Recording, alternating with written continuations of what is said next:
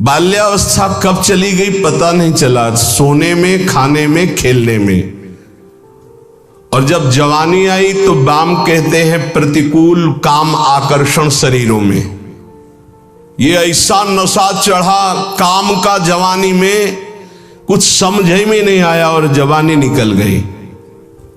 तरुणाई सुख बाम में खोयो, डंके की चोट में काम ने तुम्हारी यौवन अवस्था को नष्ट कर दिया। गोस्वामी तुलसीदास जी कहते जौवन ज्वर के ही नहीं बलकावा। जवानी का बुखार किसको नहीं चढ़ा है? तो कोई तो होगा जिसको नहीं चढ़ा।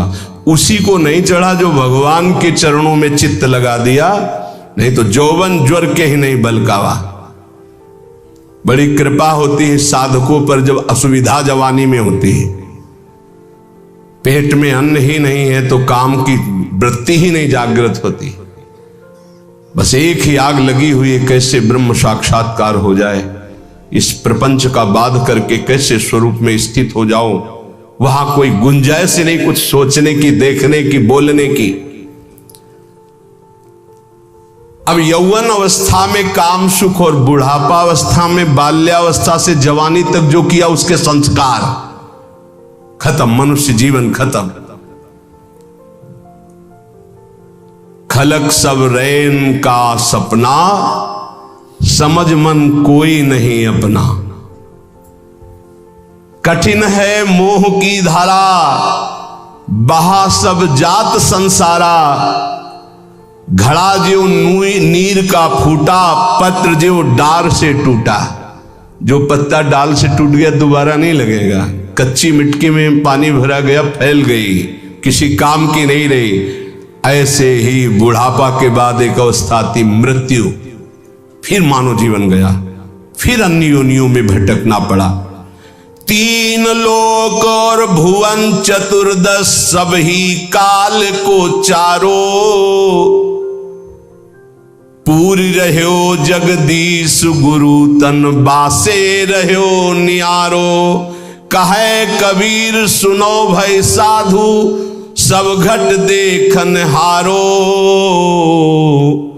जन्म अनेक दगा में खोए, बिनु गुरु बाजी हारो। मन रे अब की बेर संहारो।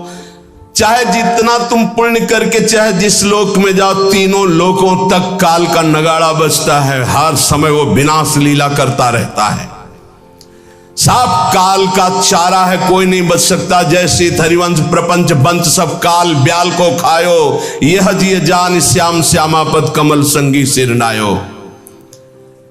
गुरुदेव ने जिसको स्वीकार किया और जगदीश का ज्ञान प्रदान कर दिया, कबीर साहब कहते हैं भाई सुनो, वही विजय प्राप्त कर लिया जो घट घट में सबको आराध्य देव माना। हर घट में हमारा आराध्य देव विराजमान है। वो जीवन मुक्त हो गया। इस शरीर का धारण करना मानव देह का यही सफलता है। नाम जप करते हुए सब में भगवत भाव करके अपने आप का उद्धार कर ले। समझो रे भाई, समझो रे, अरे हिया नहीं रहना, करना अंत पयाना। जाना है भाई जाना है, मरना है भाई मरना है। आज नहीं तो कल मरना है। गंदे विषय सेवन करके नहीं, भगवान नाम जप करके, अच्छे आचरण करके, भगवत प्राप्ति करके मरना है। यदि हम इस मनुष्य शरीर से भगवत प्राप्ति नहीं कर पाए तो हमारे दुख का अंत नहीं होने वाला। प्रेम भक्ति की रीति समुझ कर हित सो राम रिझावे। गोविंद के कौतुक गुण लीलाता को ध्यान लगावे। सेवा सुमिरन बंदन अर्चन नौधा सो चित लावे। अब की अवसर भलो बनो है, बहुरी दाव कब पावे। भजन प्रताप उतरे भव सागर, उर आनंद बढ़ावे। साधुन की संगति को साबुन लेकर ममता मैल बहावे। हे भाई, बिना प्रेम भक्ति के भगवान की प्राप्ति कठिन है। गोविंद के चरणारविंद का आश्रय लेकर नाम जप करते हुए जो लीला गाते हैं, अर्चन बंदन करते हैं, नौधा भक्ति करते हैं, उनके हृदय में प्रेम लक्षणा भक्ति जागृत होती है। ये प्रेम लक्षणा भक्ति साधु संग से आती है। साधु संग रूपी ऐसा साबुन है कि ममता रूपी मैल धुल जाता है, और जहां मन ममता रूपी मैल से रहित हुआ तहां प्रेम प्रकाशित हो जाता है। प्रेम प्रकाशित होने में जो बाधा है, भक्ति करते हुए और साधु संग करते हुए भी यदि प्रेम प्रकाशित नहीं हो रहा, तो ये कुछ बाधाएं इसमें वर्णन की गई हैं। ध्यान से सुन लो और इनको कभी करना नहीं तो प्रेम भक्ति जरूर जागृत हो जाएगी। पहला, आहार दोष। ध्यान में बैठा लो या लिखते जाओ। आपको साधु संग मिल गया है, नौधा भक्ति कर रहे हैं, लेकिन प्रेम नहीं प्रकट हो रहा है। जैसे आप वृंदावन धाम वास कर रहे हैं, सत्संग कर रहे हैं, नाम कीर्तन कर रहे हैं, प्रेम नहीं प्रकाशित हो रहा है, तो इन दोषों को देख लो आपके अंदर है क्या। पहला है आहार दोष। आहार दोष बुरी कमाई से जो अन्न आता है वो बुद्धि को भ्रष्ट कर देता है। इसीलिए हम आकाश वृत्ति से जीते हैं। आकाश वृत्ति, हमारे पास वही अन्न आएगा जो श्री जी पास करेंगे। नहीं, हिम्मत नहीं किसी के यहां रख दे। यहां शासन है सहचरियों का। यहां ऐसा नहीं कि कोई पापात्मा आवे और आके गड्डी रख के चला जाए, ऐसी हिम्मत नहीं, उसके कदम नहीं उसके अंदर प्रवेश कर सकते। यहां शासन है, अव्यक्त शासन है। अगर यहां 100 रुपया कोई रखता है तो मेरी लाडली जू से प्रेरित होकर रखेगा, अन्यथा नहीं। इसीलिए 2 प्रकार से हमारा भोजन चलता है। एक तो ब्रजवासियों की टूक मांग के आते हैं, और दूसरा आकाश वृत्ति से जो आता है, बिना मांगे, बिना इशारा किए और बिना किसी प्रकार का सम्मान दिए। ये नहीं कि आप अर्थ देने वाले हो तो आपको एकांत में बुलाकर जयमाला पहनाई जाए कि जय हो आपकी, आपसे बिल्कुल नहीं। और हो सकता है कि आपको कटु वचन सुनने पड़े और फिर आप रखो तो तुम बहादुर नहीं, लेके जाओ।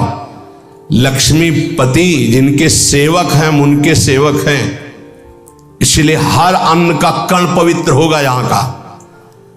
हमारी स्वामिनी के द्वारा प्रेरित जो आता है वो हृदय से स्वीकार है। इसलिए कहीं भी किसी भी तरह का इशारा, दान पेटी, कोई ये सब नाटक कि भाई यहां इतने भरो, इतने भरो, कहीं कोई अगर कोई बाहर कर रहा है तो नौटंकी नाटक करके अर्थ एकत्रित करने वाला वो अपराधी माना जाएगा। इस पूरे राधा केली कुंज के भागवतिक विधान में किसी भी तरह के अर्थ का प्रवेश नहीं है। हम भिक्षुक हैं, हमारा भरण पोषण स्वामिनी से होता है। किसी के हृदय में ऐसे किया, स्वामिनी जी के आगे चढ़ गया, उसी से बिजली का बिल, उसी से उदर पोषण होता है। और ये हम इसलिए नहीं सुना रहे कि तुम चढ़ा देना। हम तो कसम खवाई सत्संग में कि जिनको ये लगता हो कि मेरे द्वारा चलता है, तुम्हें इष्ट की कसम है, यहाँ चवन्नी मत चढ़ाना। हम देखते हैं अपने स्वामी को, तुम्हारे से हमारा नहीं चलता, हम स्वामी से देखते हैं जिनसे अनंत ब्रह्मांड। तुमने सहयोग किया था ब्रह्मांड बनने में, क्या अनंत ब्रह्मांड एक संकल्प में बन गए, उनके हम दास हैं। तो जो अधर्म की कमाई से, अधर्म की कमाई कैसे होती है? जहां हमारा धर्म कहता है कि ये नहीं लेना चाहिए, हम उसे लेते हैं। जहां हमारा धर्म कहता है ये नहीं करना चाहिए, उसे हम करते हैं और फिर वो अर्थ लेते हैं। कई तरह के अधर्म की कमाई होती है। इसको हमने देखा भ्रमण के समय में। जैसे कहा जाता है कि आपका ब्लैक व्हाइट हो जाएगा, ऐसा हमने नहीं कहीं पढ़ा, शास्त्रों में नहीं पढ़ा, संतों से नहीं सुना। धर्म से 10 रुपया कमाओ, 4 रोटी बनाओ, 1 रोटी में 4 टुकड़े कर लो, 3 में तुम पाओ। एक गाय को दे दो, कौआ को दे दो, एक भिक्षुक संत को दे दो, एक ऐसे डाल दो, कोई जीव जंतु खा ले, इसे कहते हैं वो तुम्हारा धन और पवित्र हो गया। पापाचरण करके आओ, 1 लाख में 10,000 दो, नरक जाओगे, क्योंकि वो 10,000 जो खाएगा उसकी बुद्धि भ्रष्ट हो जाएगी।